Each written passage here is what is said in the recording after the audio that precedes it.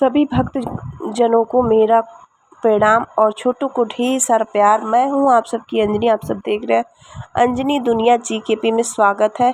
एक बार प्रेम से बोलिए राधे राधे। तो आज कार्तिक महात्म्य में 9वां अध्याय प्रारंभ करती हूँ। 9वां और 10वां अध्याय प्रारंभ करती हूँ। अध्याय। राजा पृथुक ने कहा, हे नारद जी, अपने कार्तिक मास के व्रत में तुलसी की जड़ में भगवान विष्णु का निवास बताकर उस स्थान की मिट्टी का पूजन बताया है। अब मैं भी श्री तुलसी जी की महात्म्य को सुनना चाहता हूँ।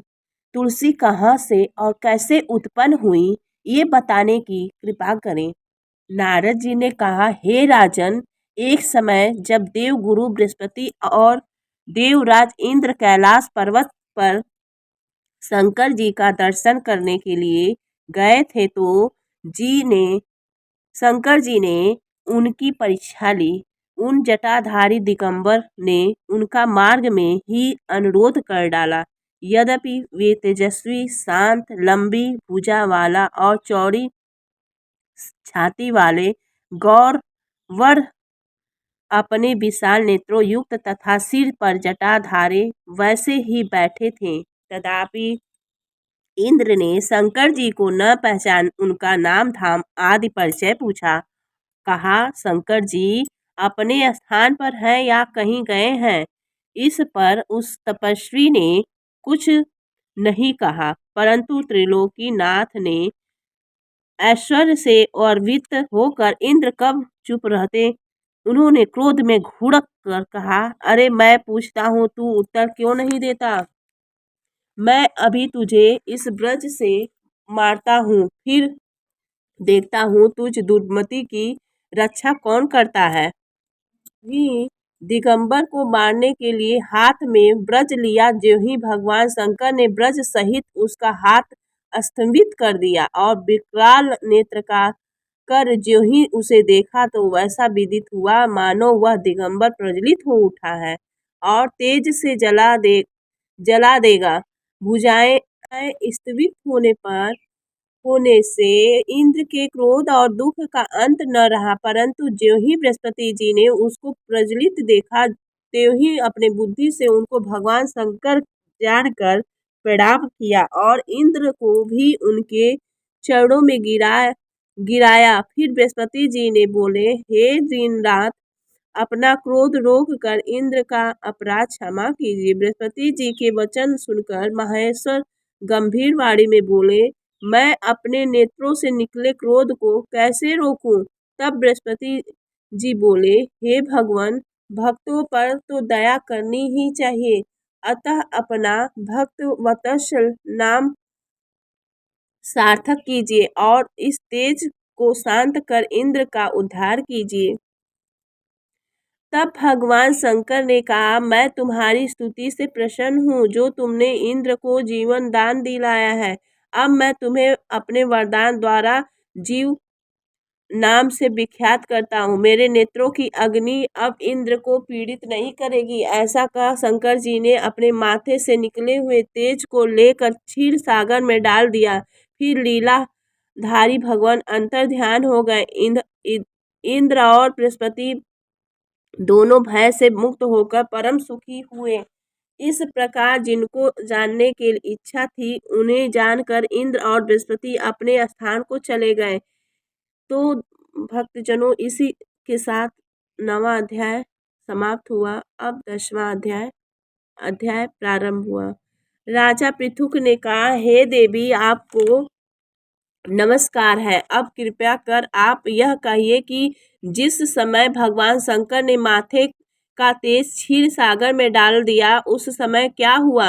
नारद जी ने कहा, हे राजन, जब शंकर जी ने तेज क्षीर सागर में डाल दिया तो वह शीघ्र ही बालक होकर गंगा सागर के संगम पर बैठकर संसार को भय देने वाला रुदन करने लगा।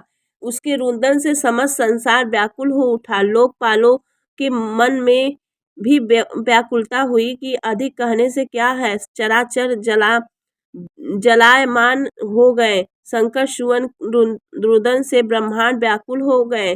समस्त देवता ऋषि मुनि व्याकुल होकर लोक पितामह ब्रह्मा जी के शरण में गए और सब ने मिलकर ब्रह्मा जी को प्रणाम किया और स्तुति की। फिर कहा, हे पितामह, यह बड़ा भयंकर समय आया है, इसका नाश कीजिए। देवताओं की यह बात सुनकर ब्रह्मा जी सत्यलोक से उस बालक को देखने के लिए समुद्र तट पर आए। समुद्र से ब्रह्मा जी को आता देख उन्होंने प्रणाम किया और बालक को उठाकर उनकी गोद में दे दिया। तब विस्मित होकर ब्रह्मा जी ने पूछा, हे सागर, तुम शीघ्र बताओ कि यह बालक किसका है। तब समुद्र ने कहा, हे प्रभु, यह तो मैं नहीं जानता, किंतु मुझे इतना आवश्यक ज्ञात है कि यह गंगा सागर के संगम पर प्रकट हुआ है। अतः आप इस बालक का जाति कर्म आदि संस्कार कीजिए, इसका जातक फल बताइए। नारद जी कहते हैं कि इधर तो सागर ब्रह्मा जी से ऐसे कह रहा था, उधर सागर पुत्र भी ब्रह्मा जी के गले में हाथ डालकर बार बार उनको आकर्षित कर रहा था कि अब तो उसने ब्रह्मा जी का गला जोर से पकड़ा कि वे पीड़ित हो नेत्रों से आंसू डालने लगे। किसी प्रकार उन्होंने अपने दोनों हाथों से जोर लगाकर गला छुड़ाया और सागर से कहा कि सुनो, मैं तुम्हें तुम्हारे पुत्र का जातक फल कहता हूँ। मेरी आंखों से जो जल निकलता है, इस कारण इसका नाम जलंधर होगा।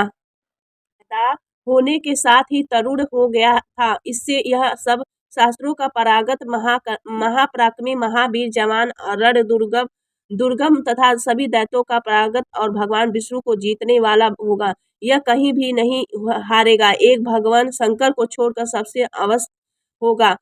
जहाँ से यह उत्पन्न हुआ है फिर वहीं जाएगा। इसकी पत्नी बड़ी पतिव्रता, सौभाग्यशाली, सर्व सुंदरी, परम मनोहर, मृदु भाषणी तथा शील की सागर होगी।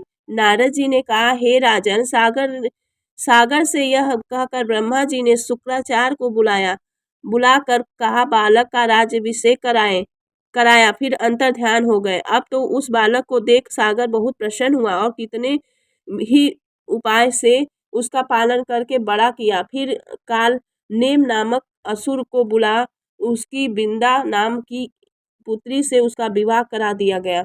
अब शुक्राचार्य के प्रभाव से वह दैत्यों पर राज करने लगा। इसी के साथ समाप्त हुआ। मिलती हूँ एक नए अध्याय में, 11वां अध्याय में। तब तक के लिए प्रणाम। राधे राधे।